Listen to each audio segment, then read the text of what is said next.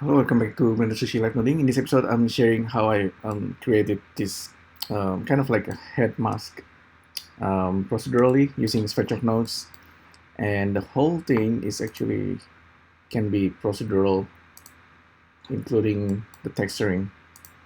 But you can always paint it yourself if you like.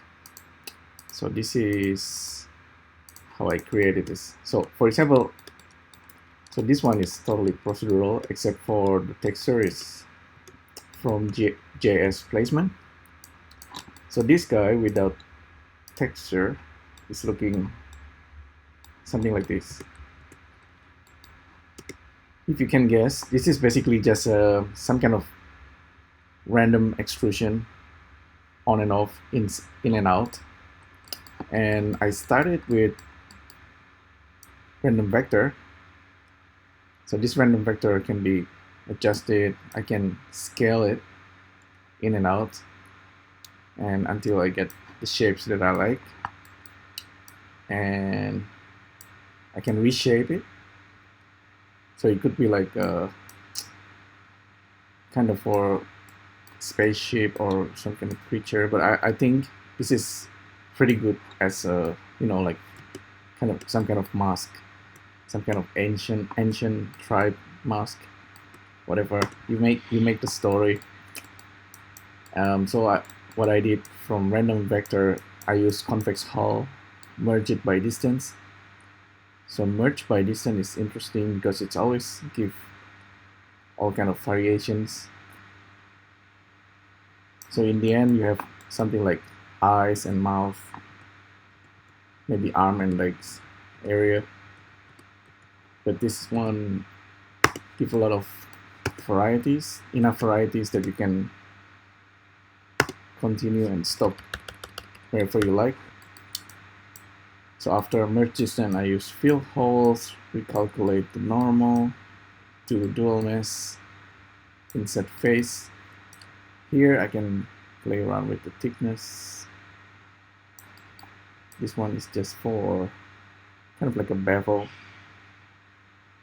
Occasionally you have like something that's a little bit messy, but you might get, you know, just enough variations for you to, whoops, yeah, it just crashes. So, but let's reopen that very quickly. Yeah, I think it's very interesting. If you look at the design of a creature or something like a human character and human face, it has a certain type. Let's see.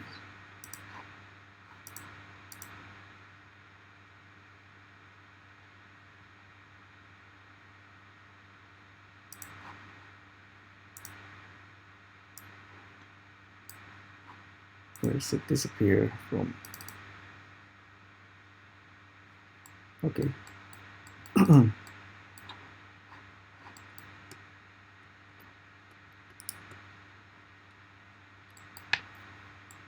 Okay, let me explain what's going on.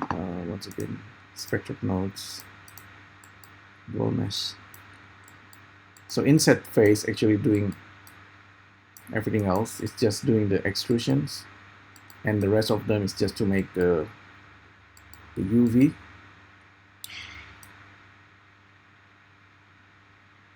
And on top of whatever nodes going on here, I'm using mirror, Blender mirror and subdivisions. For the texturing, I'm using dirty vertex, and the rest of them is just the shader doing its thing. So I'm mixing the shader, mixing the dirty vertex color with a color ramp. So with this guy, if I go to vertex painting, I can just F3 dirty vertex. So now I have dirty vertex, and simply assigning the texture on top of this. The texture is from JS Placement. You can smart UV.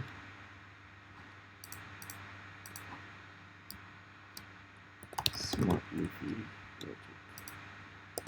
to get a different UV on this guy, but it's gonna update itself all the time, so edit 30 vertex. Yeah, I think that's all right. So I have enough variations now. So this is JS Placement, which is always interesting to use that texture. So yeah, like I said, this could be like a ancient face mask or helmet,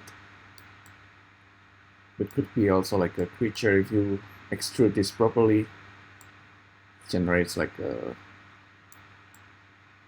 kind of like a convincing design. This is like more like a form or design before functions, but if you look at the character or creature design, body shapes, it's just made of simple limbs, and even with things like eyes, nose, mouth, this thing have everything pretty much. The topology is enough to convince you that this is like something that's pretty real, like a character generator.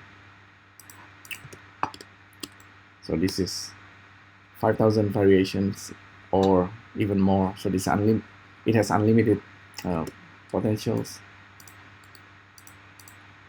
So I've done this a couple of times in the past, but I think it's always interesting to keep coming back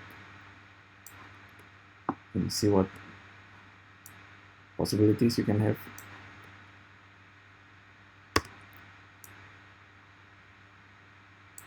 So I can reshape this.